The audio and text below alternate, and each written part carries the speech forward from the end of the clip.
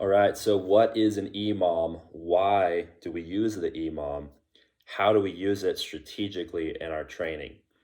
So, EMOM is just an acronym. It stands for every minute on the minute. Okay, now you might see E2MOM. That just means every 2 minutes on the minute. So, what that's giving you direction to do is each of those minutes, whatever the prescribed number is, you'll be starting a set on that number. So, let's take the example of the push up and tempo row superset that you see on B day every week. Okay, so that's a E2MOM format.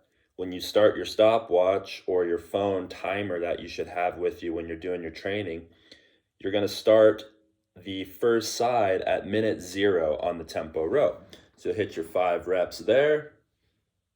Takes you about 30 seconds to do that set. You'll have about 90 seconds of rest the rest of the time in that allotted 2-minute period to then recover from that first initial set. Then at the 2-minute mark, you'll hit your other side, okay? And that's gonna be another 30-second set, roughly. You'll have the next 90 seconds to recover. At the 4-minute mark, you do your first set of push-ups, get your 6 to 8 push-ups, another 30 seconds, and then you'll just repeat that cycle through the 3 total rounds. So the reason this is really important, guys, is it allows us to control for a very influential variable, which is time. So when we control for the variable of time, what that's going to allow us to do is then really track the other 2 variables that matter in the program, which are intensity, how much weight you're lifting, and volume, how many times you're lifting that weight.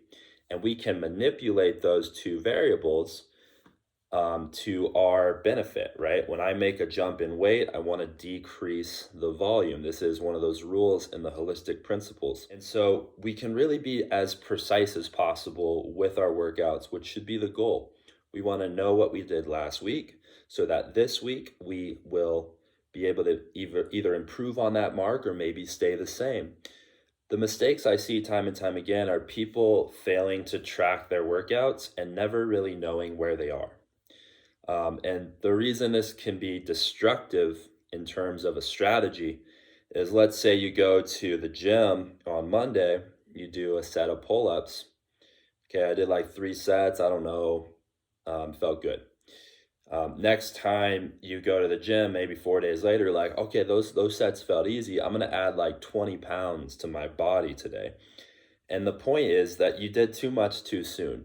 You didn't track your slow incremental progressions, and then you ended up overtraining or getting hurt if you continued that pattern over months or years. So the whole purpose of this, to be so specific, is not only to get you guys results, but to keep you guys injury free, right? If you just move up in the small incremental progressions like we're talking about, your body's going to be able to handle those small adjustments week to week, and you guys will be able to have a longer, healthier, and happier career. That's ultimately our goal with this whole thing, guys, is it's a lifestyle. It's not a sprint, right? So take your time, enjoy your training, guys. Best of luck. If there's anything I can help you with, as always, just message me. I'm here as your coach, and I am more than excited to help you through this journey.